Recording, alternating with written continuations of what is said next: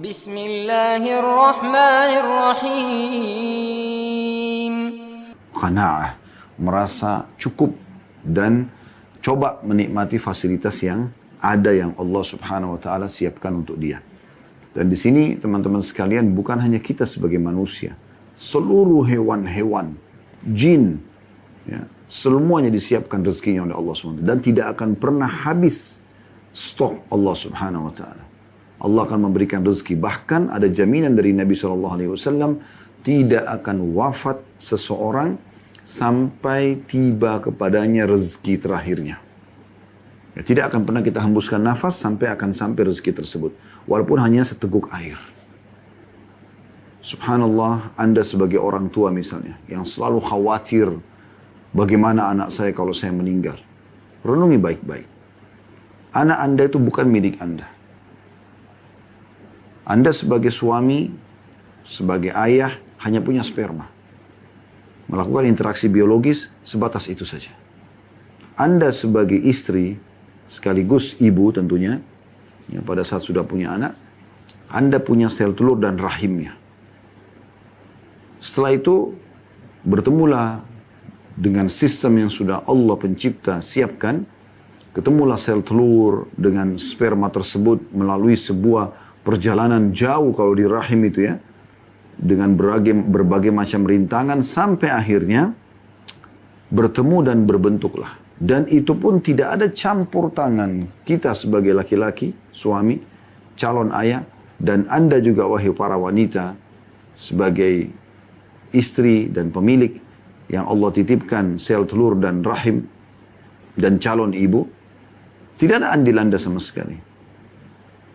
Sampai terbentuklah. Kalau Allah ingin terbentuk sempurna. Kalau tidak. Termasuk juga jadi perempuan dan laki-laki. Setelah dia lahir pun, Anda tidak punya andil apa-apa sama sekali. Cuma melahirkan, selesai. Ya. Selebihnya semuanya ini yang mengatur fungsi tubuh dia, si bayi tersebut, matanya, telinganya, pertumbuhannya, semua adalah Allah Subhanahu wa ta'ala. Jadi kita bukan pemiliknya. Harus punya sifat qana'ah. Merasa cukup kalau Allah sudah memberikan. Ada satu, alhamdulillah. Allah kasih lagi tambahan dua, alhamdulillah. Allah kasih lagi tiga, alhamdulillah. Kita selalu merasa cukup. Ya. Jangan selalu merasa, oh kenapa anak saya begini, oh kenapa anak saya begitu. Lihat orang yang lebih susah daripada kita. Anda yang masih susah hidupnya, ekonominya masih, menurut Anda masih kurang. Gitu kan? Coba lihat orang yang lebih rendah daripada Anda. Sesuai dengan sabda Nabi SAW. Lihatlah orang yang lebih di bawah kalian, maksudnya dari sisi ekonomi, maka akan membuat kalian lebih bersyukur. Kalau kita selalu lihat orang yang di atas kita, kita tidak akan pernah bersyukur kepada Allah SWT. Sementara syukur adalah password agar kita bisa ya, mendapatkan tambahan rezeki tersebut. Atau minimal bertahannya rezeki tersebut. Ya, yang sedang kita nikmati. Oleh karena itu, kita harus tahu ini. Ini ada qana'ah. Dan Allah Subhanahu wa ta'ala sudah tentukan rezekinya. Anak tadi. Anda pun sudah tentukan rezekinya. Di saat satu sumber tertutup, sumber yang lain ada yang terbuka. Bahkan terlalu melimpah rezeki Allah ada yang kita tidak minta. Cahaya ditangkap oleh mata sehingga mata kita bisa memantulkan kembali dan kita bisa melihat. Telinga yang bisa menangkap suara. Ya. Lisan kita masih bisa berbicara, mengeluarkan suara, ya. Hidung kita masih bisa membedakan bau wangi, bau busuk. Tangan kita menjamah, kaki kita melangkah. Dan banyak sekali di tubuh kita ini yang Allah mengatakan, wa fi anfusikum afala tubsirun. Di dalam diri kalian sendiri tidakkah kalian lihat keajaiban ciptaan Allah di situ?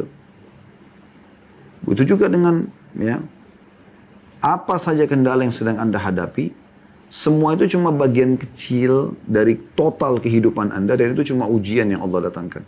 Allah ingin melihat apakah pada saat saya berikan nikmat dan dia nikmati, dia bersyukur, dan pada saat aku berikan cobaan, dia bisa bersabar menerimanya. Dan umumnya cobaan itu jauh lebih sedikit daripada dan lebih kecil dan sederhana daripada nikmat. Ini yang terjadi. Ini yang terjadi. Jadi rezeki sudah Allah Subhanahu wa ta'ala tentukan. Kemudian dalam surah Al-Baqarah ayat 273, Allah Subhanahu wa ta'ala berfirman, A'udzu billahi minasyaitonir rajim, lil fuqara'i alladziina uhsiru fi sabilillahi la yastati'una darban fil ardi yahsabuhumul jahilu aghniya'a min at-ta'affufi ta'rifuhum bisimahum la yas'aluna an-nasa ilhafa. Apa yang kamu infakkan adalah untuk orang-orang fakir yang terhalang ya di jalan Allah. Mereka tidak dapat berusaha di bumi. Orang yang tidak tahu menyangka mereka orang kaya karena menjaga diri dari meminta-minta. Engkau hai Muhammad mengenal mereka dari ciri-ciri mereka. Mereka tidak minta secara paksa kepada orang lain. Jadi di sini Allah SWT menyuruh kita, ayo keluar, jemput bola sedekah itu. Cari orang-orang yang memang justru tidak minta pada orang lain, tapi sebenarnya keadaannya bisa dibaca. Kalau orang ini butuh gitu.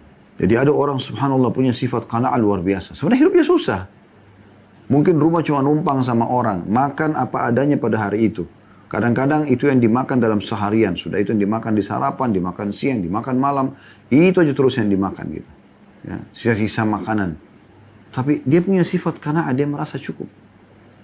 Bersyukur kepada Allah SWT. Di sini tentu teman-teman sekalian, jangan Anda pertemukan antara sifat qanaah ini dengan sifat bakhil, pelit. Ini nggak bisa dipertemukan ya. Beda sekali. Qanaah artinya merasa cukup dengan apa yang Allah berikan. Dan disyukuri. Kalau seandainya Allah berikan dia misal pekerjaan yang dia dapatkan gaji 2 juta rupiah. Lalu kemudian dia menikmatilah itu. Dia bersyukur, dia coba cukup-cukupkan kebutuhan dia dengan gaji yang dia miliki itu. Selesai misalnya. Baik, di saat Allah Subhanahu wa taala berikan dia jabatan lebih tinggi, dimudahkan, gajinya jadi 5 juta, atau dia sengaja coba menanyakan di kantornya, kira-kira supaya saya bisa pindah ke level di atas pekerjaan saya sekarang supaya gajinya lebih baik, untuk lebih memenuhi kebutuhan keluarga misalnya. Apa yang saya harus kerjakan? Misalnya HR atau HRD-nya menyebutkan, oh harusnya begini dan begitu. Lalu dia ikutin. Kemudian dia berhasil mencapai level yang lebih tinggi dan akhirnya mendapatkan gaji misalnya 5 juta rupiah. Ini bukan berarti orang tidak qanaah. Enggak, dia tetap berqanaah di sini. Qanaah artinya apa yang sedang ada dia syukuri, dia nikmati. Tapi pada saat dia ingin meningkatkan level dia itu bukan berarti merusak sifat qanaahnya, tidak. Ya.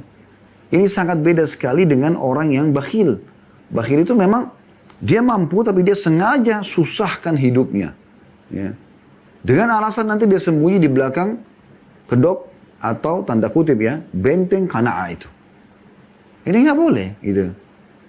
Dia memang bakhil, bukan dia qanaah di sini. Qanaah artinya dia bisa menerima apa yang sedang Allah berikan dia saat itu, tapi tidak menutup kemungkinan dia berikhtiar untuk lebih memperbaiki keadaan dia. Ini perlu digarisbawahi. Kemudian Allah SWT juga berfirman, dalil yang ketiga diangkat oleh beliau adalah surah Furqan ayat 67. Yang berbunyi, A'udzubillahi minasyaitonirrajim, walladzina idza anfaqu lam yusrifu wa lam yaqturu wa kana baina dzalika qawama. Dan termasuk hamba-hamba Allah yang Maha Pengasih, Tuhan yang Maha Pengasih, yaitu orang-orang yang apabila membelanjakan harta, mereka tidak berlebihan, tidak pula kikir. Di antara keduanya, mereka secara wajar. Ya. Ini kembali kepada judul kita ya. Jadi seimbang dalam kehidupan dan belanja. Jadi mereka menggunakan harta yang ada sesuai dengan kebutuhan dan bukan keinginan. Kemudian juga yang keempat beliau angkat surah Az-Zariyat ayat 56 sampai 57. A'udzu billahi minasyaitonir rajim wa ma khalaqtul jinna wal insa illa liya'budun. Ma uridu minhum min rizqin wa ma uridu an yut'imun. Aku tidak menciptakan jin dan manusia melainkan agar mereka beribadah kepadaku. Aku tidak menghendaki rezeki sedikit pun dari mereka dan aku tidak menghendaki agar mereka memberiku makan. Jadi artinya Allah Subhanahu wa taala memerintahkan kita ibadah dan Allah tidak membutuhkan respon kita memberikan rezeki. Kita misalnya Allah berikan kesempatan untuk bercocok tanam, Allah tidak minta hasilnya itu kita berikan kepada Allah. Enggak. Allah tidak butuh itu. Keluarkan lagi kepada manusia yang lebih butuh dan nanti Allah akan menilai kebaikan kita itu. Dan ini termasuk ya dalam bahasan kita di sini tujuan hidup itu adalah beribadah kepada Allah Subhanahu wa taala dan Allah tidak butuh untuk dibalas dengan ya hasil daripada apa yang Allah telah berikan kepada kita kesempatan untuk berbisnis, untuk bercocok tanam, dan seterusnya. Kita masuk kepada hadis pertama dalam bab ini untuk lebih merincikan ayat-ayat tadi yang dibahas oleh atau diangkat oleh Imam Nawawi rahimahullah. Hadis pertama urutan 527 dari awal belajar berbunyi dari Abu Hurairah radhiyallahu anhu dari Nabi sallallahu alaihi wasallam, beliau bersabda, "Laisal ghina an kathratil 'aradi, walakinnal ghina 'an ghinan nafs." Kaya itu bukanlah karena banyaknya harta, akan tetapi kaya itu adalah kayanya jiwa. Hadis ini diriwayatkan oleh Bukhari dan Muslim. Jadi kekayaan yang dipandang oleh Nabi SAW bukan melimpahnya harta, tapi justru kayanya jiwa seseorang. Bagaimana memahaminya Ustaz? Begini, orang yang kaya jiwanya itu teman-teman, apa yang sedang ada itu yang dia nikmati dan dia selalu bersyukur. Dia tidak jadikan itu sebagai permasalahan dalam hidupnya. Dan dia tetap berikhtiar, berusaha minta kepada Allah Subhanahu wa taala agar diberikan lebih baik. Bisa. Tamak terhadap rahmat Allah Subhanahu wa taala boleh, bukan dilarang, dibolehkan, gitu kan? Maka ini perlu difahami baik-baik. Kalau orang jiwanya besar, jiwanya kaya, di saat dia susah, tetap dia bisa menerima dan kemudian dia ikhtiar mencari yang lebih baik. Di saat dia kaya, dia tidak akan sombong. Dia tidak akan pelit. Karena yang kaya jiwanya. Tapi kalau harta yang dianggap kekayaan, maka dia akan mencintai harta tersebut melebihi segala-galanya. Sampai pada level teman-teman sekalian, dia akan dikuasai oleh harta tersebut. Dia lebih cinta harta itu daripada istrinya, daripada suaminya, daripada anaknya. Semua dikumpulin. Dia begitu bangga melihat rekeningnya yang 10 miliar, 20 miliar. Tapi kita lihat anak-anaknya, istrinya terbengkalai. Gitu kan. Dia lebih bangga untuk melihat tumpukan-tumpukan emas, uang-uang dolar yang dia simpan di safety boxnya. Daripada dia harus menyekolahkan anaknya di sekolah yang bagus, misalnya, yang layak, yang memang bisa menjadikan anak itu orang-orang yang berprestasi dan jadi amal soleh buat dia. Maka itu yang terjadi. Orang kalau kaya jiwanya, kita akan temukan segala sesuatunya baik buat dia. Keadaannya susahkah, keadaannya terpenuhikah, semuanya bagi dia baik. Tidak ada sesuatu yang bermasalah buat dia. Nah, itu yang dimaksud di sini kekayaan jiwa. Kalau ada orang bisa menggabungkan antara harta yang melimpah dan kaya jiwanya, cirinya itu dia tidak mencintai harta itu. Bagi dia harta itu adalah cuman wasilah, perantara saja. Dia sibuk menginfakkan hartanya di sana sini, bantu orang terus, dia nggak peduli. Ya, dia penuhi semua kebutuhan-kebutuhan, dia lunasi utang-utang orang, gitu. Maka itu jiwanya yang kaya. Dan ini bagian daripada syariat Nabi Sallallahu Alaihi Wasallam.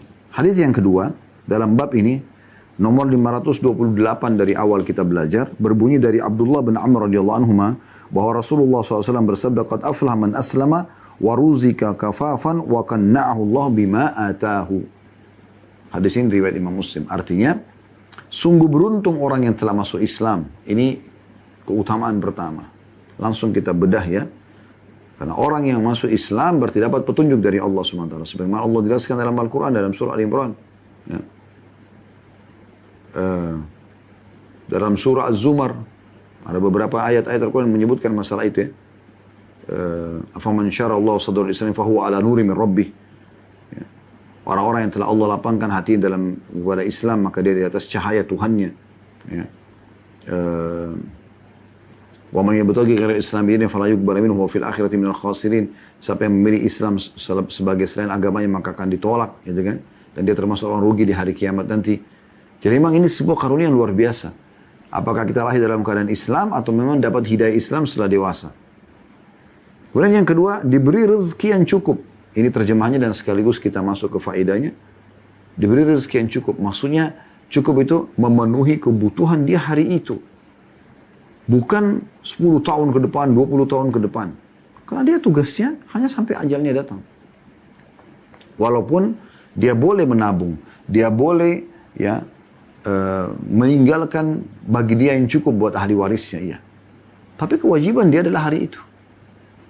Makanya kan dalam hadis yang lain pernah kita pelajari, kata Nabi SAW, siapa yang tiba di pagi hari, aman di wilayahnya, di tempat tinggalnya, sehat badannya, ada makanan dia untuk hari itu, maka seakan-akan dunia telah berkumpul semua padanya. Nah ini poinnya. Jadi maksudnya adalah diberi rezeki yang cukup, mencukupi dia kebutuhannya pada hari itu. Besok kalau dia masih hidup ya sudah, diberikan lagi cukup, alhamdulillah. Semua itu sudah luar biasa. Muslim dan merasa cukup. Yang ketiga terjemahannya, sekaligus mutiaranya, dan Allah membuatnya qana'a, menerima apa yang tidak dianugerahkan kepadanya. Sudah dia muslim, ya, tercukupi rezekinya, kemudian dia qana'a. Dia merasa cukup, dia merasa selalu bersyukur kepada Allah. Walaupun itu sederhana mungkin di mata dia atau di mata orang lain.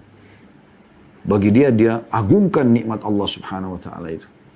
Dia terus bersyukur, dia terus merasa ini adalah karunia yang sangat besar. Dan memang itu benar. Ini karunia yang sangat besar. Dan itu memang benar, karunia sangat besar. Kita teman-teman sekalian hirup oksigen sehari berapa kali? Gratis. Sekarang ini, saya lagi ngisi pengajian dan Anda juga sedang mendengarkan. Kita sedang menghirup oksigen gratis. Mata kita sedang menangkap cahaya gratis. Dan kita mendengarkan suara gratis. Ya. Pikiran kita mulai merenungi, hati kita juga mulai meresapi, semua sama. Gratis. Dan itu nikmat-nikmat besar yang banyak orang lupakan gitu. Bagi mereka nikmat itu kalau sudah punya rumah besar, mobil besar, itu bagian kecil dari nikmat yang Allah berikan. Berapa banyak orang rumahnya besar, mobilnya mewah, tapi badannya sakit. Dia berharap seluruh hartanya dia bayar, yang penting dia bisa sembuh. Anda masih diberikan kesehatan kan? Bukan begitu? Banyak. Berapa banyak orang yang kaya raya, kemudian juga punya mobil yang mewah, rumah yang mewah, tapi rusak rumah tangganya.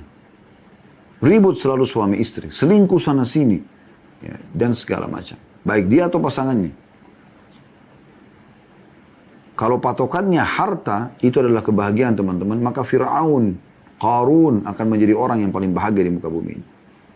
Namrud, ya, yang telah Allah binasakan di zaman Nabi Musa dan Nabi Ibrahim AS. Tapi bukan itu. Kekayaan jiwa yang dibutuhkan. Ya. Dan di sini sudah dijelaskan, diberikan sifat qana'ah. Jadi tiga ini terjemahan hadis sekaligus mutiaranya. Ya. Kita masuk selanjutnya hadis nomor 529 dari Hakim ibn Hizam radhiyallahu anhu. Beliau berkata, "Sa'altu Rasulullah sallallahu alaihi wasallam fa'atani, thumma sa'altuhu fa'atani, thumma sa'altu fa'atani, thumma qala ya Hakim, inna hadzal mala khadirun hulwun, wa man akhadahu bisakhawati nafsin burika lahu fi, wa man akhadahu biishrafi nafsin lam yubarak lahu fi, wa kana kalladhi ya'kulu wa la yashba'. واليد العليا خير من يد السفلى." قال حكيم فقلت يا رسول الله والذي بعثك بالحق لا أرزأ أحدا بعدك شيئا حتى أفارق الدنيا. فكان أبو بكر عنه يدعو حكيما ليعطيه العطاء فيأبى أن يقبل منه شيئا. ثم إن العمر رضي الله عنه دعاه ليعطيه فأبى أن يقبله. فقال يا معشر المسلمين أشهدكم على حكيم أني أعرض عليه حقه الذي قسمه الله له في هذا الفيء فيأبى أن يأخذه. فلم يرزع حكيم أحدا من الناس بعد النبي SAW حتى توفي. Artinya, Hakim ibn Hizam, sahabat Nabi yang mulia, ini contoh teladan dalam qana'ah. Dia mengatakan, aku pernah meminta kepada Rasulullah SAW dan beliau memberiku. Lalu aku minta lagi, beliau juga memberiku. Lalu aku minta lagi, beliau memberiku. Sampai 3 kali. Kemudian beliau bersabda, wahai Hakim, sesungguhnya harta ini menggiurkan dan manis. Barang siapa yang mengambilnya dengan kemurahan jiwa, maka dia diberkahi padanya. Dan tetapi, barang siapa yang mengambilnya dengan jiwa yang tamak, maka dia tidak akan diberkahi padanya. Dia seperti orang yang makan tapi tidak kenyang. Dan tangan yang di atas lebih baik daripada tangan yang di bawah. Hakim lalu berkata radhiyallahu anhu, maka aku berkata, wahai Rasulullah, demi Allah yang telah mengutus anda dengan kebenaran, aku tidak akan mengambil apapun dari seseorang setelah anda, sampai aku meninggal dunia. Maka Abu Bakar radhiyallahu anhu memanggil Hakim di masa kerajaan beliau untuk memberinya sesuatu pemberian, namun Hakim menolak, tidak mau menerima darinya. Kemudian Umar pun di zaman khilafahnya radhiyallahu anhu memanggilnya untuk memberinya, maka dia pun tidak mau menerimanya. Maka Umar berkata, wahai kaum muslimin, aku persaksikan kepada kalian bahwa aku telah menawarkan kepada Hakim haknya yang telah dibagikan oleh Allah untuknya dari harta fai, rampasan perang. Tetapi dia tidak mau menerimanya, maka Hakim tidak pernah mengambil dari siapapun sepeninggal Nabi SAW sampai dia wafat. Hadis ini diriwayatkan oleh Bukhari dan Muslim. Hadis ini teman-teman sekalian memberikan pelajaran penting kepada kita. Banyak sekali pelajarannya. Ya. Pelajaran yang pertama adalah kemuliaan hati Nabi SAW.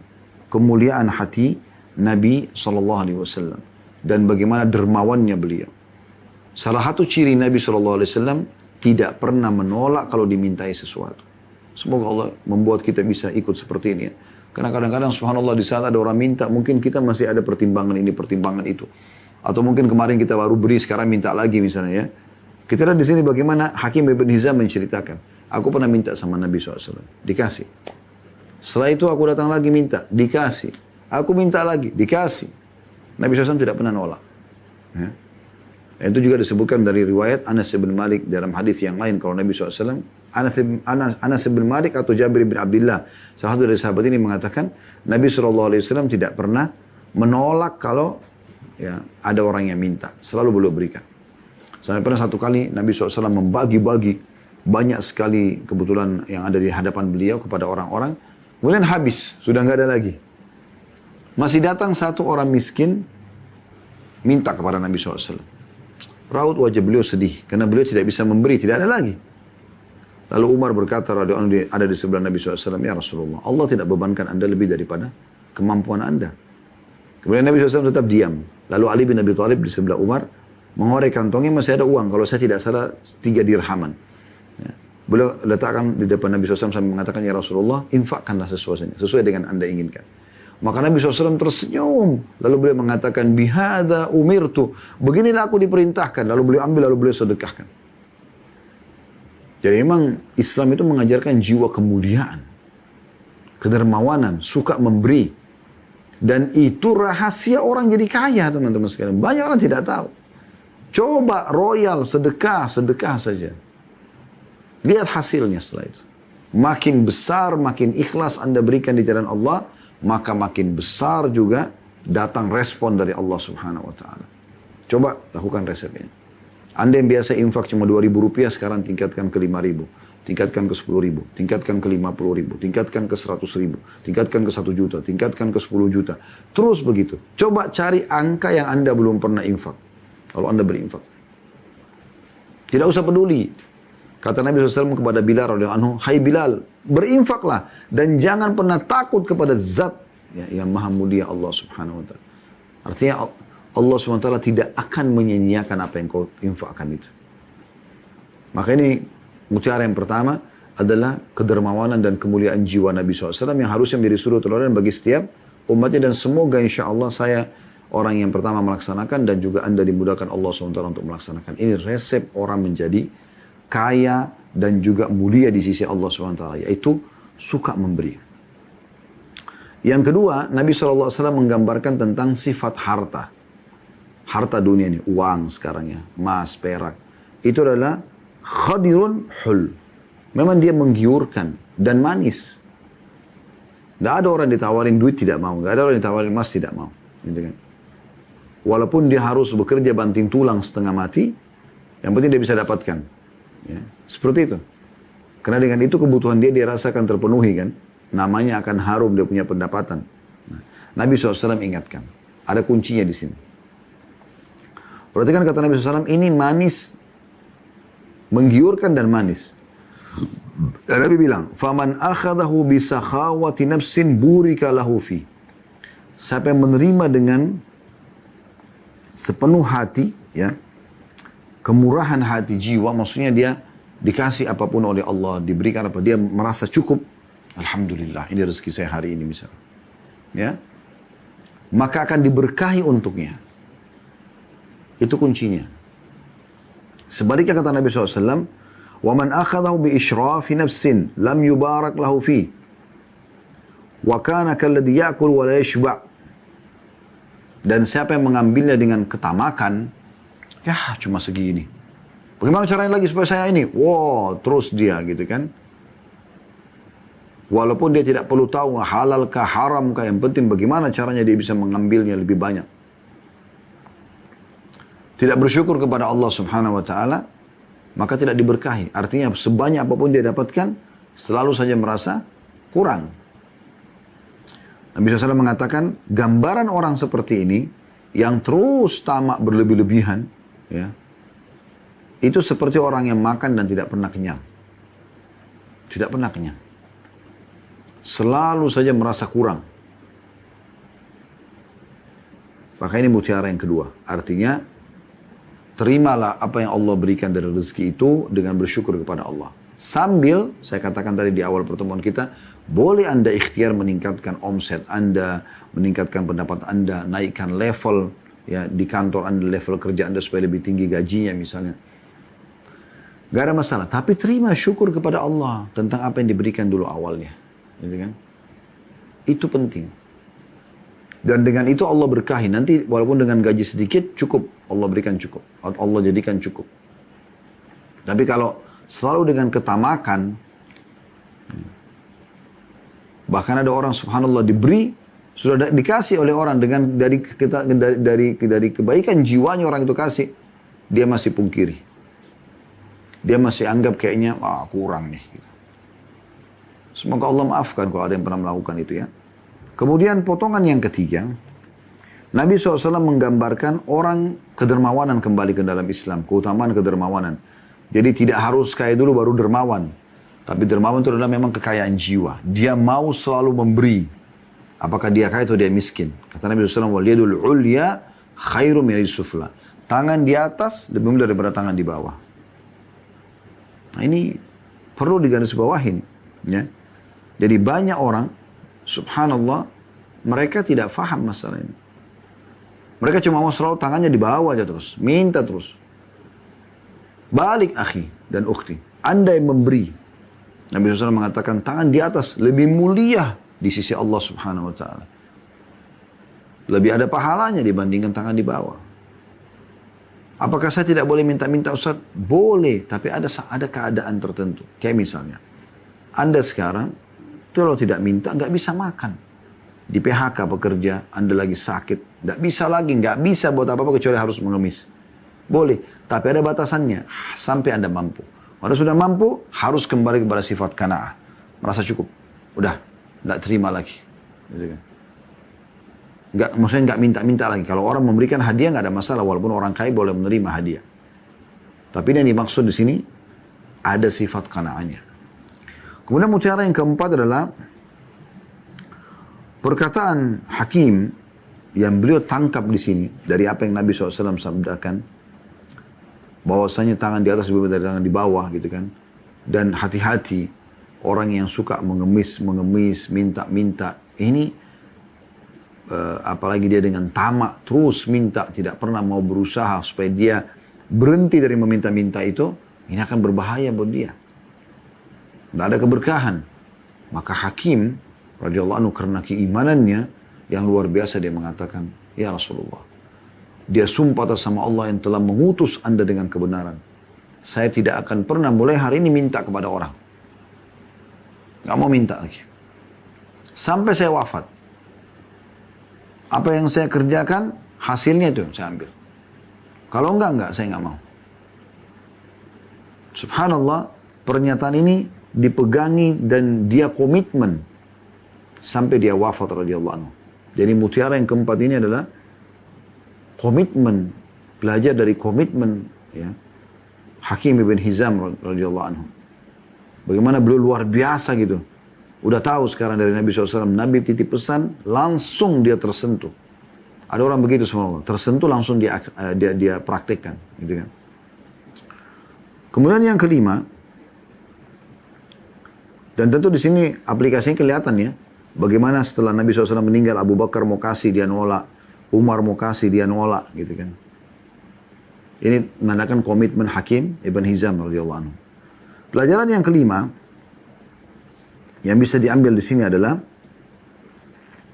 bagaimana Umar bin Khattab radhiyallahu anhu ingin berlepas dari tanggung jawab di hari kiamat karena yang beliau ingin berikan kepada hakim bukan dari beliau pribadi, tapi memang dari haknya hakim.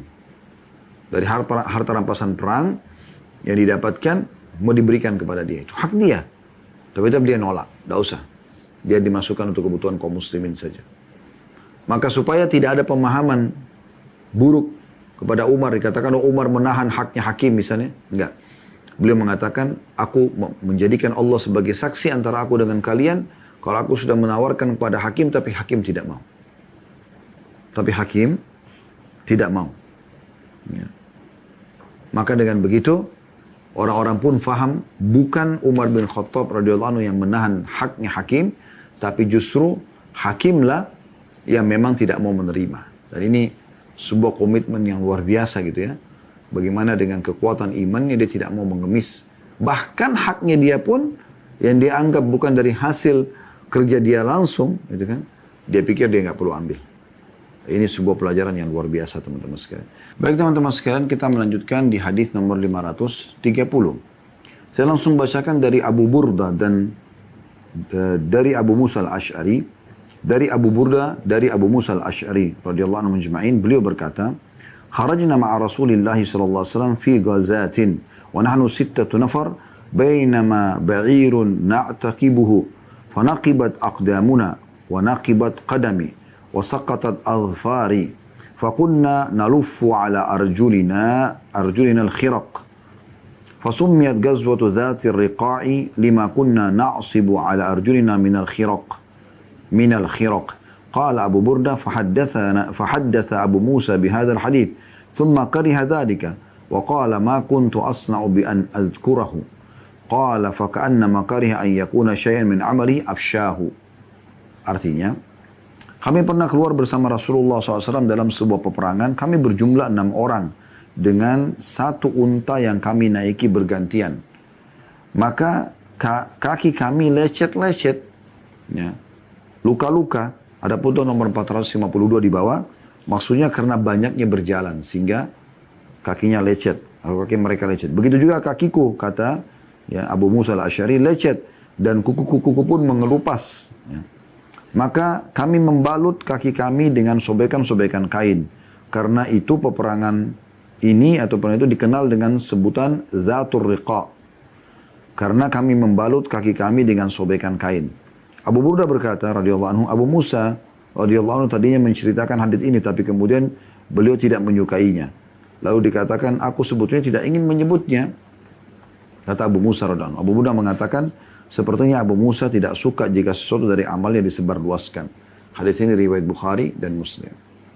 Baik, kita masuk seperti biasa teman-teman sekalian ke faedah daripada riwayat ini. Yang pertama adalah bagaimana keimanan Abu Musa al-Ash'ari radhiyallahu anhu. Ini umumnya sifat sahabat ya. Mereka biasa menceritakan tentang kejadian bersama Nabi SAW. Namun di saat dia mengetahui bahwasanya dalam penyampaian itu dia merasa nanti bisa membuat ini malah riak ya atau mengurangi kadar pahala dia, maka dia berhenti untuk menceritakannya. Dan sampainya riwayat ini kepada kita ya, itu karena disampaikan oleh Abu Burda yang pernah mendengarkan langsung dari Abu Musa al-Ash'ari. Abu Musa al-Ash'ari setelah menyampaikan sekali, dia menyampaikan 2 kali, dia menyampaikan, sudah dia berhenti, dia nggak mau lagi menyampaikan. Dan dia sebenarnya bukan tujuannya itu disebarluaskan. Hanya sekedar memberikan gambaran saja bagaimana satu hari mereka itu mengalami keadaan yang sangat sulit dalam peperangan bersama Nabi SAW sampai pada tingkat karena sedikitnya tunggangan perjalanan juga jauh sampai 1 ekor unta itu silih berganti 6 orang. 1 orang dulu di atas, 5 orang di bawah jalan. Kemudian setelah beberapa jarak yang di atas tadi turun diganti dengan orang yang kedua, lalu 5 orang juga di bawah. Begitu terus selanjutnya. Setelah beberapa jarak, maka yang orang nomor 2 di atas turun diganti dengan orang nomor 3. Maka orang yang 1, 2, kemudian 4, 5, 6 semuanya di bawah. Begitu terus sampai orang ke-6, lalu kembali lagi ke orang yang 1. Jadi saking sulitnya mereka pada saat transportasi nggak ada. Unta pun butuh istirahat. maka sampai membuat kaki-kaki mereka luka, kuku-kuku mereka bahkan terkelupas ya. Atau di sini bisa dikatakan copot kukunya ya. Wasaqatat alfari artinya kukuku jatuh, copot. Jadi saking capeknya jalan gitu. Tapi pada saat itu ya, kami tetap terima saja. Ya sudah, ini keadaannya. Ini saksi bahasan dalam qanaahnya. Ini keadaannya. Kita mau berkeluh kesah pun tidak ada manfaatnya. Maka beliau pun akhirnya menerima keadaan tersebut bersama dengan Nabi dan juga sahabat-sahabat yang lain. Jadi ini maksudnya qanaah di sini. Karena sudah keadaan begitu, tidak bisa buat apa-apa. Ya sudah, dijalani. Orang muslim begitu.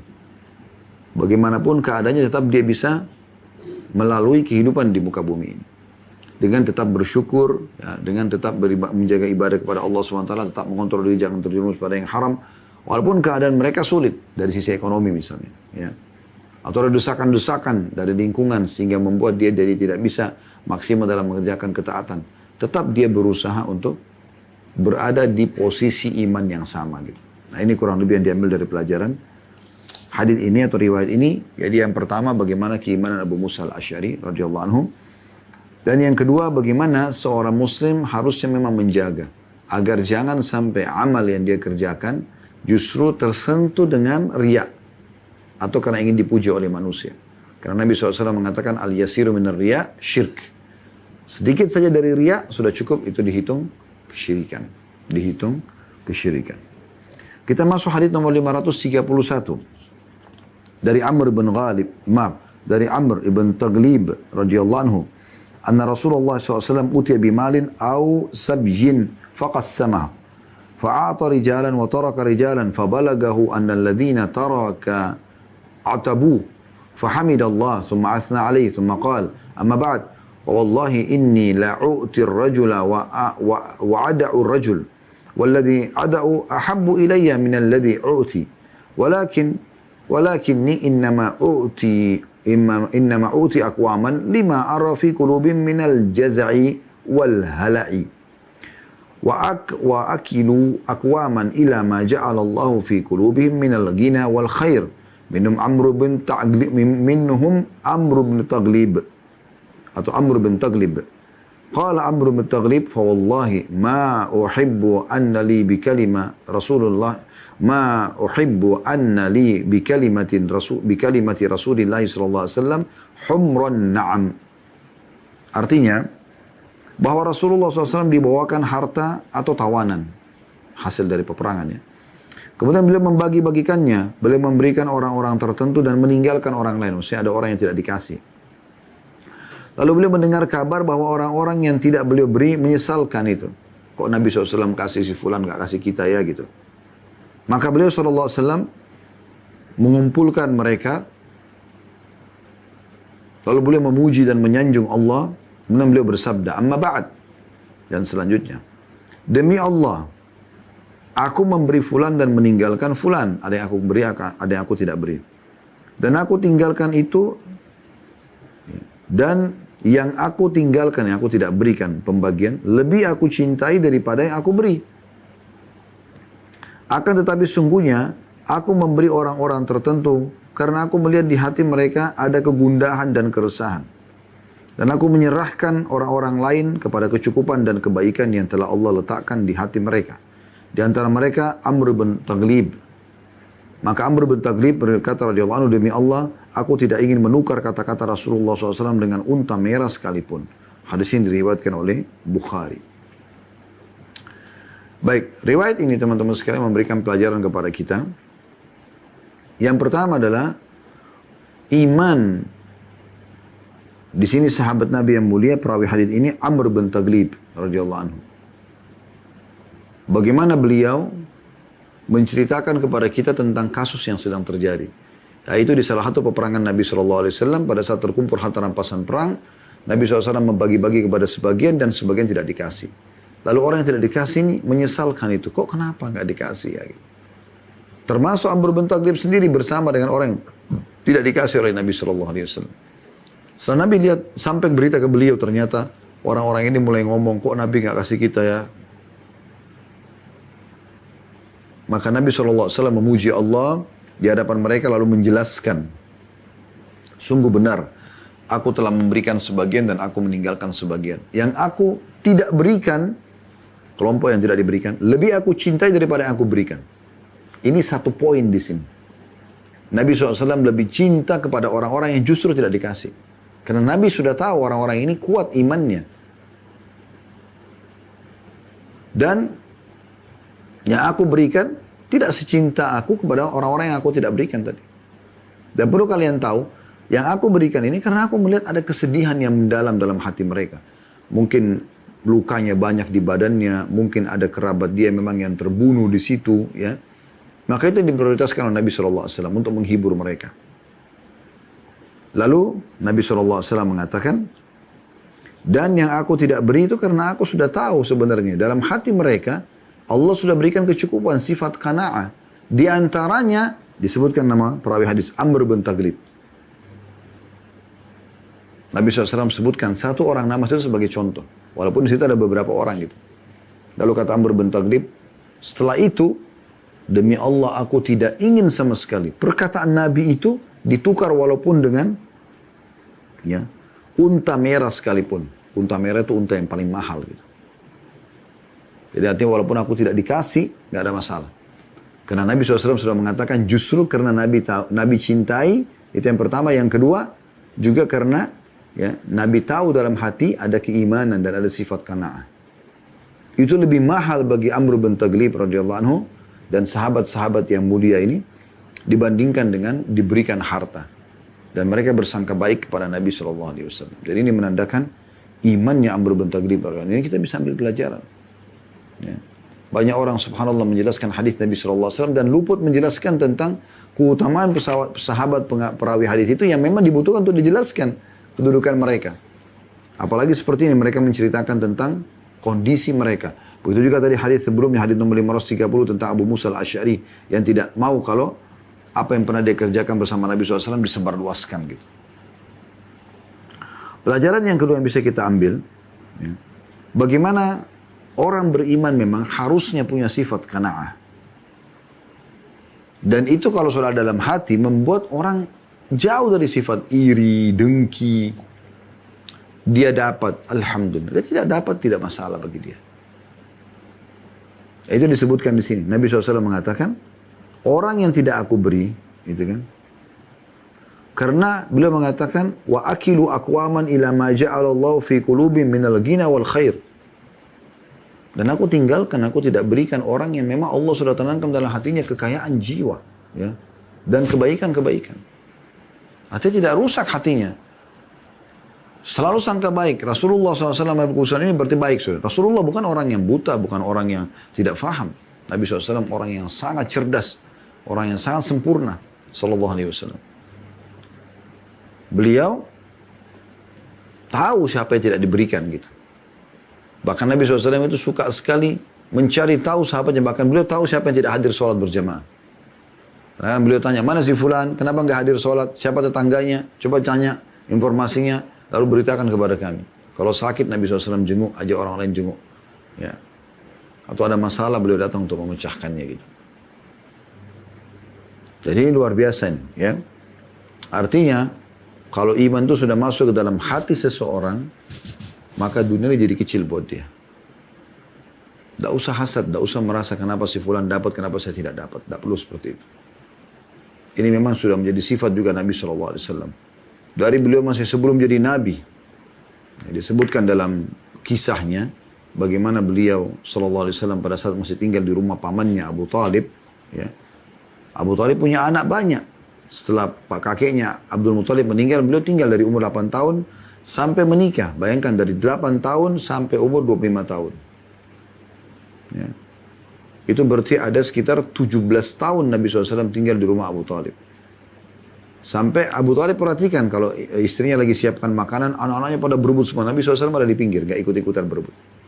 Makanya Abu Talib mengatakan kepada istrinya, khusus Muhammad siapkan sendiri. Karena dia tidak berebut sama mereka. Memang ada sifat seperti itu. Tidak merasa, oh kenapa saya harus ya berebut-rebutan, kenapa saya harus ya merasa cemburu dengan orang yang telah mendapatkan dan saya tidak dapat, tidak seperti itu. Boleh minta kepada Allah Subhanahu wa taala. minta diberikan, tapi tidak merasa iri dengan apa yang telah diberikan oleh Allah SWT kepada orang lain. Dan ini akan membuat kita selalu tenang. Kalau tidak kita akan selalu sibuk, kenapa dia lebih gagah, kenapa dia lebih putih, kenapa dia lebih tinggi, kenapa dia lebih kaya, kenapa dia lebih cantik, kenapa dia lebih pintar. Nah, kita bersyukur kepada Allah SWT, doakan dia supaya Allah berikan kelebihan, dan juga kita minta diberikan oleh Allah SWT, tidak ada masalah. Itu dibolehkan asal tidak ikuti dengan rasa iri yang berharap hilang dari orang tersebut.